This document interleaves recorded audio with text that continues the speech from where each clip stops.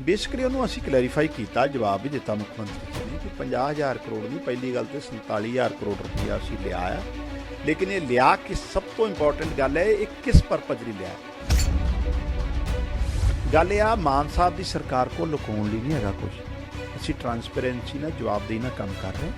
और गवर्नर साहब ਨੂੰ ਅਸੀਂ ਬੇਨਤੀ ਕੀਤੀ ਸਾਡਾ ਇਮੀਡੀਏਟਲੀ RDF ਦਵਾਓ। 5500 ਕਰੋੜ ਰੁਪਇਆ ਉਹ ਆ, ਨਾ ਸਿਰਫ ਸਰਕਾਰੀ ਜ਼ਮੀਨਾਂ ਛਡਾ ਰਹੇ, 8-8 9-9 ਪੈਨਸ਼ਨਾਂ ਬੰਦ ਕੀਤੀਆਂ ਇਹਨਾਂ ਦੀਆਂ, ਨੌਕਰੀਆਂ ਇਹ ਆਪਣੇ ਪਰਿਵਾਰਾਂ 'ਚ ਦਿੰਦੇ ਸੀ, ਅਸੀਂ 37,000 ਨੌਕਰੀ ਦਿੱਤੀ ਹੈ ਸਰਕਾਰੀ, ਕੋਈ ਇੱਕ ਸਿੰਗਲ ਸਿਫਾਰਿਸ਼ ਦੀ ਕੋਈ ਰੁਪਈਆ ਨਹੀਂ ਚੱਲਿਆ।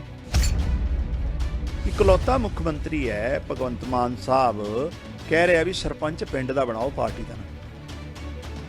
ਇਹ ਬਹੁਤ ਵੱਡੇ ਲੈਵਲ ਤੇ ਬਦਲਾਅ ਔਰ ਮੈਨੂੰ ਲੱਗਦਾ ਹੈ ਵੀ ਬਹੁਤ ਸਾਰੇ ਮਾਈਲਸਟੋਨ ਕੰਮ ਹੋ ਰਹੇ ਆ, ਆਉਣ ਵਾਲੇ ਟਾਈਮ 'ਚ ਹਜੇ ਹੋਰ ਹੋਣਗੇ। ਪਿਛਲੇ ਦਿਨਾਂ ਦੇ ਵਿੱਚ ਜੇਕਰ ਗੱਲ ਕੀਤੀ ਜਾਵੇ ਤਾਂ ਗਵਰਨਰ ਵਰਸਸ ਮੁੱਖ ਮੰਤਰੀ ਪੰਜਾਬ ਦਾ ਜਿਹੜਾ ਰੇੜਕਾ ਸੀ ਉਹ ਚੱਲ ਰਿਹਾ ਹੈ। ਇਹ ਕੋਈ ਨਵੀਂ ਗੱਲ ਨਹੀਂ ਹੈ, ਲਗਾਤਾਰ ਹੀ ਚਿੱਠੀਆਂ ਦਾ ਸਿਲਸਿਲਾ ਜਿਹੜਾ ਉਹ ਜਾਰੀ ਸੀ। ਹੁਣ ਕਰਜ਼ੇ ਨੂੰ ਲੈ ਕੇ ਜਿਹੜਾ ਨਵਾਂ ਫਰਮਾਨ ਜਾਰੀ ਹੋਇਆ, ਜਿਸ ਤੋਂ ਬਾਅਦ ਗਵਰਨਰ ਨੇ ਇਹ ਚਿੱਠੀ ਲੈ ਕੇ ਹਿਸਾਬ ਮੰਗਿਆ ਪੂਰੇ ਸਾਲ ਦੇ ਵਿੱਚ ਜੋ ਖਰਚਾ ਹੋਇਆ, ਜੋ ਕਰਜ਼ਾ ਸੀ। ਔਰ ਇਸ ਬਾਰੇ ਗੱਲਬਾਤ ਕਰਦੇ ਹਾਂ ਆਮ ਪਾਰਟੀ ਦੇ ਸਪੋਕਸਮੈਨ ਜਿਹੜੇ ਨੇ ਮਲਵਿੰਦਰ ਸਿੰਘ ਕੰਗ ਸਾਹਿਬ, ਕੀ ਹੁਣ ਨਵਾਂ ਰੇੜਕਾ ਕੀ ਗਵਰਨਰ ਵੱਲੋਂ ਪਾਇਆ ਗਿਆ ਔਰ ਤੁਸੀਂ ਹਿਸਾਬ ਦੱਸ ਰਹੇ ਸੀ ਸਰਕਾਰ ਦਾ, ਕੀ ਪੂਰੀ ਗੱਲਬਾਤ ਕੀ ਹੈ? ਨਹੀਂ ਦੇਖੋ, ਗੱਲ ਇਹ ਆ ਵੀ ਮੁੱਖ ਮੰਤਰੀ ਜੀ ਨੇ ਪਿਛਲੇ ਦਿਨਾਂ 'ਚ ਗਵਰਨਰ ਸਾਹਿਬ ਨੂੰ ਇੱਕ ਚਿੱਠੀ ਲਿਖੀ ਸੀ ਕਿ ਤੁਸੀਂ ਵਾਕਈ ਅਗਰ ਪੰਜਾਬ ਦੇ ਪ੍ਰਤੀ ਫਿਕਰਮੰਦ ਹੋ, ਕਿਉਂਕਿ ਗਵਰਨਰ ਸਾਹਿਬ ਹਰ ਰੋਜ਼ ਸਰਕਾਰ ਨੂੰ ਲੈ ਕੇ ਨੁਕਤਾਚੀਨੀ ਕਰਦੇ ਆ, ਪੰਜਾਬ ਨੂੰ ਲੈ ਕੇ ਕਈ ਸਵਾਲ ਖੜੇ ਕਰ ਦਿੰਦੇ ਆ। ਅਤੇ ਸਾਡਾ ਰੂਰਲ ਡਿਵੈਲਪਮੈਂਟ ਫੰਡ ਤਕਰੀਬਨ 1 ਸਾਲ ਤੋਂ ਉੱਪਰ ਸਮਾਂ ਹੋ ਗਿਆ ਸੈਂਟਰ ਰਿਲੀਜ਼ ਨਹੀਂ ਕਰ ਰਿਹਾ। ਪੰਜਾਬ ਦਾ ਪੂਰਾ ਇੱਕ ਅਰਥਚਾਰਾ ਜਿਹੜਾ ਪੇਂਡੂ ਅਰਥਚਾਰਾ ਉਹਦੇ ਨਾਲ ਪ੍ਰਭਾਵਿਤ ਹੋ ਰਿਹਾ। ਸਾਡੇ ਮੰਡੀਆਂ ਦਾ ਸਿਸਟਮ ਹੈ, ਸਾਡੀਆਂ ਪੇਂਡੂ ਸੜਕਾਂ ਹੈ, ਅਤੇ ਗਵਰਨਰ ਸਾਹਿਬ ਨੇ RDF ਦਿਵਾਉਣ ਦੀ ਗੱਲ ਤੇ ਕੀ ਕਰਨੀ ਸੀ, ਕਿਉਂਕਿ ਗਵਰਨਰ ਸਾਹਿਬ ਅਲਟੀਮੇਟਲੀ ਸੈਂਟਰ ਵੱਲੋਂ ਲਾਏ ਆ, ਭਾਜਪਾ ਦੇ ਪੁਰਾਣੇ ਲੀਡਰ ਵੀ ਆ। ਉਹਨਾਂ ਨੇ ਕਹਿੰਦੇ ਜੀ ਤੁਸੀਂ 50,000 ਦਾ ਹਿਸਾਬ ਦਿਓ ਜਿਹੜਾ ਤੁਸੀਂ ਕਰਜ਼ਾ ਲਿਆ। 50,000 ਦਾ ਆંકੜਾ ਉਹਨਾਂ ਨੇ ਚੱਕ ਲਿਆ, ਜਿਹੜੇ ਵਿਰੋਧੀ ਰੋਜ਼ ਰੌਲਾ ਪਾਉਂਦੇ ਰਹਿੰਦੇ ਆ। ਬੇਸਿਕਲੀ ਉਹਨੂੰ ਅਸੀਂ ਕਲੈਰੀਫਾਈ ਕੀਤਾ, ਜਵਾਬ ਵੀ ਦਿੱਤਾ ਮੁੱਖ ਮੰਤਰੀ ਜੀ ਨੇ ਕਿ 50,000 ਕਰੋੜ ਨਹੀਂ, ਪਹਿਲੀ ਗੱਲ ਤੇ 47,000 ਕਰੋੜ ਰੁਪਈਆ ਅਸੀਂ ਲਿਆ ਆ, ਲੇਕਿਨ ਇਹ ਲਿਆ ਕਿ ਸਭ ਤੋਂ ਇੰਪੋਰਟੈਂਟ ਗੱਲ ਹੈ ਇਹ ਕਿਸ ਪਰਪਜ ਲਈ ਲਿਆ। ਪੰਜਾਬ ਤੇ 3 ਲੱਖ ਕਰੋੜ ਦੇ ਕਰੀਬ ਜਿਹੜਾ ਕਰਜ਼ਾ ਆ ਉਹਦਾ ਹਰ ਸਾਲ ਇੰਟਰਸਟ ਜਿਹੜਾ ਸਾਨੂੰ 27,000 ਕਰੋੜ ਤੋਂ ਵੱਧ ਤੇ ਇੰਟਰਸਟ ਦੇਣਾ ਪਿਆ ਇਸ ਵਾਰ। ਇਸ ਤੋਂ ਇਲਾਵਾ ਪੁਰਾਣੀਆਂ ਦੇਣਦਾਰੀਆਂ ਆ, ਪੰਜਾਬ ਬਿਜਲੀ ਬੋਰਡ ਦੀਆਂ ਦੇਣਦਾਰੀਆਂ ਪੁਰਾਣੀਆਂ ਛੱਡ ਕੇ ਗਈਆਂ ਅਕਾਲੀ ਭਾਜਪਾ ਸਰਕਾਰ, ਫਿਰ ਕਾਂਗਰਸ। ਉਸ ਤੋਂ ਬਾਅਦ ਪਨਸਪ ਜਿਹੜਾ ਸਾਡਾ ਇੰਪੋਰਟੈਂਟ ਅਦਾਰਾ ਉਹਦੀ ਦੇਣਦਾਰੀ ਸੀ, ਵੇਲ ਆਊਟ ਪੈਕੇਜ ਦਿੱਤਾ, ਉਹ ਤਾਂ ਬੰਦ ਹੋਣ ਦੇ ਕਗਾਰ 'ਤੇ। ਪੰਜਾਬ ਸਟੇਟ ਕੋਆਪਰੇਟਿਵ ਗ੍ਰਾਮੀਣ ਬੈਂਕ ਜਿਹੜਾ ਆ ਉਹ ਬੜਾ ਇੰਪੋਰਟੈਂਟ ਅਦਾਰਾ, ਉਹ ਵੀ ਬੰਦ ਹੋਣ ਦੇ ਕਗਾਰ 'ਤੇ ਸੀ, ਉਹਨੂੰ ਬੇਲ ਆਊਟ ਪੈਕੇਜ ਦਿੱਤਾ 850 ਕਰੋੜ ਦਾ। ਇਸੇ ਤਰੀਕੇ ਨਾਲ ਗੰਨਾ ਕਿਸਾਨ ਕਈ ਸਾਲਾਂ ਤੋਂ ਸੜਕਾਂ 'ਤੇ ਰਹੇ ਆ, ਨਾ ਅਕਾਲੀਆਂ ਨੇ ਉਹਨਾਂ ਦੀ ਬਾਂਹ ਫੜੀ ਅਤੇ ਨਾ ਫੜੀ ਕਾਂਗਰਸੀਆਂ ਨੇ। ਮਾਨ ਸਾਹਿਬ ਦੀ ਸਰਕਾਰ ਨੇ 850 ਕਰੋੜ ਤੋਂ ਇੱਕ ਤੇ ਪੂਰਾ ਤਕਰੀਬਨ 1,008 ਕਰੋੜ ਰੁਪਈਆ ਗੰਨਾ ਕਿਸਾਨਾਂ ਦਾ ਪਿਛਲੇ 1 ਸਾਲ ਪੁਰਾਣੀ ਪੂਰੀ ਪੇਮੈਂਟ ਚੁਕਤਾ ਕੀਤੀ ਹੈ, ਕਿਉਂਕਿ ਇਹ ਸਰਕਾਰ ਦੀ ਜ਼ਿੰਮੇਵਾਰੀ, ਅਸੀਂ ਭੱਜ ਨਹੀਂ ਸਕਦੇ। ਸੋ ਅਸੀਂ ਗਵਰਨਰ ਸਾਹਿਬ ਨੂੰ ਕਿਹਾ ਵੀ ਤੁਸੀਂ, ਅਸੀਂ ਪਹਿਲੀ ਗੱਲ 47,000 ਕਰੋੜ ਦਾ ਕਰਜ਼ਾ ਲਿਆ ਅਤੇ 48,000 ਦਾ ਹਿਸਾਬ ਦੇ ਦਿੱਤਾ ਉਹਨਾਂ ਨੂੰ, 48,000 ਕਰੋੜ।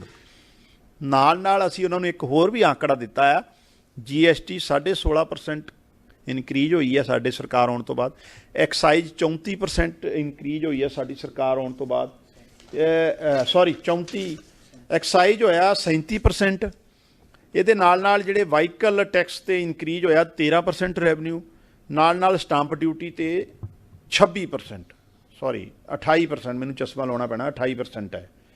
28% ਯਾਨੀ ਕਿ ਸਰਕਾਰ ਨੇ ਤਮਾਮ ਆਪਣੇ ਉਪਰਾਲੇ ਚੋਰ ਮੋਰੀਆਂ ਬੰਦ ਕਰਕੇ, ਕਰਪਸ਼ਨ 'ਤੇ ਠੱਲ ਪਾ ਕੇ ਇਹ ਸਟੇਟ ਦੇ ਰੈਵਨਿਊ ਕਲੈਕਸ਼ਨ 'ਚ ਵੀ ਇਨਕਰੀਜ਼ ਕੀਤੀ ਹੈ। 37,000 ਨਵੀਆਂ ਨੌਕਰੀਆਂ ਦਿੱਤੀਆਂ, ਨਾਲ UGC ਪੇ ਸਕੇਲ ਲਾਗੂ ਕੀਤਾ, 6ਵਾਂ ਪੇ ਸਕੇਲ ਲਾਗੂ ਕੀਤਾ। ਸੋ ਗੱਲ ਇਹ ਆ, ਮਾਨ ਸਾਹਿਬ ਦੀ ਸਰਕਾਰ ਕੋਲ ਲੁਕਾਉਣ ਲਈ ਨਹੀਂ ਹੈਗਾ ਕੁਝ, ਅਸੀਂ ਟਰਾਂਸਪੇਰੈਂਸੀ ਨਾਲ ਜਵਾਬਦੇਹੀ ਨਾਲ ਕੰਮ ਕਰ ਰਹੇ। ਔਰ ਗਵਰਨਰ ਸਾਹਿਬ ਨੂੰ ਅਸੀਂ ਬੇਨਤੀ ਕੀਤੀ ਸਾਡਾ ਇਮੀਡੀਏਟਲੀ RDF ਦਵਾਓ। 5500 ਕਰੋੜ ਰੁਪਈਆ ਉਹ ਆ। ਇਸ ਤੋਂ ਇਲਾਵਾ ਵੀ ਤੁਹਾਨੂੰ ਸਾਡੇ ਕੰਮ ਕਾਰ 'ਤੇ ਸ਼ੱਕ ਹੈ ਤੇ ਮੋਦੀ ਸਾਹਿਬ ਨੂੰ ਕਹਿ ਦਿਓ ਵੀ 5 ਸਾਲ ਮਾਨ ਸਾਹਿਬ ਦੀ ਸਰਕਾਰ ਨੂੰ ਕੋਈ ਕਰਜ਼ਾ ਨਹੀਂ, ਕੋਈ ਇੰਟਰਸਟ ਨਹੀਂ ਦੇਣਾ ਪਊਗਾ, ਅਤੇ ਅਸੀਂ ਆਪਣੀ ਮੌਜੂਦਾ ਆਰਥਿਕ ਜਿਹੜੀ ਪੂਰਾ ਇੱਕ ਸਿਸਟਮ ਹੈ ਉਹਦੇ ਨਾਲ ਸਟੇਟ ਚਲਾ ਕੇ ਦਿਖਾ ਦੇਣੀ। ਕੰਗ ਸਾਹਿਬ, ਲਗਾਤਾਰ ਹੀ ਦੇਖਿਆ ਜਾਂਦਾ, ਫਿਰ ਚਾਹੇ ਉਹ ਨਸ਼ਿਆਂ ਦਾ ਮੁੱਦਾ ਹੋਵੇ, ਆਰਟੀਐਫ ਦਾ ਮੁੱਦਾ ਹੋਵੇ ਜਾਂ ਕਰਜ਼ੇ ਦਾ ਮੁੱਦਾ ਹੋਵੇ, ਗਵਰਨਰ ਸਾਹਿਬ ਲਗਾਤਾਰ ਹੀ ਦਖਲਅੰਦਾਜ਼ੀ ਕਰਦੇ ਜਾਂ ਪੁੱਛਗਿੱਛ ਕਰਦੇ ਆ ਵੀ ਇਹ ਪੈਸਾ ਕਿੱਥੇ ਲੱਗਾ ਜਾਂ ਇਹ ਕਿਸ ਤਰੀਕੇ ਨਾਲ ਕੰਮ ਹੋਇਆ। ਇਹਦੇ ਪਿੱਛੇ ਵਜ੍ਹਾ ਕੀ ਹੈ? ਪਹਿਲਾਂ ਵੀ ਕਦੀ ਇਸ ਤਰੀਕੇ ਨਾਲ ਹੋਇਆ ਸੀ ਜਾਂ ਹੁਣ ਹੋ ਰਿਹਾ ਹੈ ਇਸ ਵਾਰ ਸਰਕਾਰ ਦੇ ਨਾਲ? ਦੇਖੋ, ਇਸ ਤਰ੍ਹਾਂ ਹੈ, ਜਿੱਥੇ ਜਿੱਥੇ ਬੀਜੇਪੀ ਦੀਆਂ ਸਰਕਾਰਾਂ ਨਹੀਂ ਹੈ, ਪੰਜਾਬ ਹੈ, ਦਿੱਲੀ ਹੈ, ਕੇਰਲਾ, ਤਾਮਿਲਨਾਡੂ, ਉੱਥੇ ਮੰਤਰੀ ਹਟਾਤਾ ਗਵਰਨਰ ਨੇ। ਮੰਤਰੀ ਨੂੰ ਹਟਾਉਣ ਦੀ ਗਵਰਨਰ ਕੋਲ ਕੀ ਪਾਵਰ ਹੈ? ਵੈਸਟ ਬੰਗਾਲ ਹੈ, ਜਿੱਥੇ ਜਿੱਥੇ ਭਾਜਪਾ ਦੀਆਂ ਸਰਕਾਰਾਂ ਨਹੀਂ ਬਣਦੀਆਂ ਤੇ ਉਹ ਇਹ ਜੋੜ ਤੋੜ ਕਰਦੇ ਆ। ਪਹਿਲਾਂ ਇਹਨਾਂ ਨੇ ਆਪਰੇਸ਼ਨ ਲੋਟਸ ਚਲਾ ਕੇ ਦੇਖ ਲਿਆ, ਉਹ ਆਮ ਆਦਮੀ ਪਾਰਟੀ ਤੇ ਕਾਮਯਾਬ ਨਹੀਂ ਹੋਇਆ। ਕਾਂਗਰਸ ਦੀਆਂ ਤੇ ਉਹਨਾਂ ਨੇ ਸਰਕਾਰਾਂ ਕਈ ਤੋੜ ਹੀ ਲਈਆਂ। ਫਿਰ ਉਹ ਗਵਰਨਰ ਦੇ ਰਾਹੀਂ ਡੇ ਟੂ ਡੇ ਵਰਕਿੰਗ 'ਚ ਇੰਟਰਫੇਅਰ ਕਰਨਾ। ਅੱਜ ਸਭ ਤੋਂ ਵੱਧ law and order the position ਖਰਾਬ ਹੈ ਤੇ ਯੂਪੀ 'ਚ ਹੈ, ਐਮਪੀ 'ਚ ਹੈ, ਜਿੱਥੇ ਬੀਜੇਪੀ ਦੀਆਂ ਸਰਕਾਰਾਂ। ਨਸ਼ੇ ਦੀਆਂ ਸਭ ਤੋਂ ਵੱਡੀਆਂ ਖੇਪਾਂ ਫੜੀਆਂ ਜਾ ਰਹੀਆਂ ਗੁਜਰਾਤ ਸਰਕਾਰ ਕਿਹਦੀ? ਬੀਜੇਪੀ ਦੀ। ਸਭ ਤੋਂ ਵੱਧ ਫਰਾਡ ਕਰਕੇ ਲੋਕ ਭੱਜ ਰਹੇ ਆ ਗੁਜਰਾਤ ਦੇ, ਸਰਕਾਰ ਕਿਹਦੀ? ਬੀਜੇਪੀ ਦੀ। ਕਦੀ ਯੂਪੀ, ਐਮਪੀ, ਗੁਜਰਾਤ ਦੇ ਗਵਰਨਰ ਨੇ ਕੋਈ ਚਿੱਠੀ ਲਿਖੀ? ਕਦੀ ਆਪਾਂ ਸੁਣਿਆ? ਨਹੀਂ ਸੁਣਿਆ ਹੋਊਗਾ। ਇਹ ਹਰਿਆਣਾ ਆ ਸਾਡੀ ਗਵਾਂਢੀ ਸਟੇਟ, ਔਰ ਗਵਰਨਰ ਹਾਊਸ ਵੀ ਨਾਲ ਨਾਲ। ਹਰਿਆਣੇ 'ਚ ਗੈਂਗਸਟਰਾਂ ਦੀ ਪਨੀਰੀ ਪੈਦਾ ਹੋ ਰਹੀ ਹੈ ਤੇ ਕਦੀ ਹਰਿਆਣੇ ਦੇ ਗਵਰਨਰ ਨੇ ਲਿਖਿਆ ਕਿ ਸੀਐਮ ਨੂੰ? ਸੋ ਇਹ ਇਹਨਾਂ ਦੀ ਬੜੀ ਹੀ ਜਿਹੜੀ ਰਾਜਨੀਤੀ, ਜਿਹਨੂੰ ਕਿ ਹਲਕੇ ਸਤਰ ਦੀ ਰਾਜਨੀਤੀ ਆ।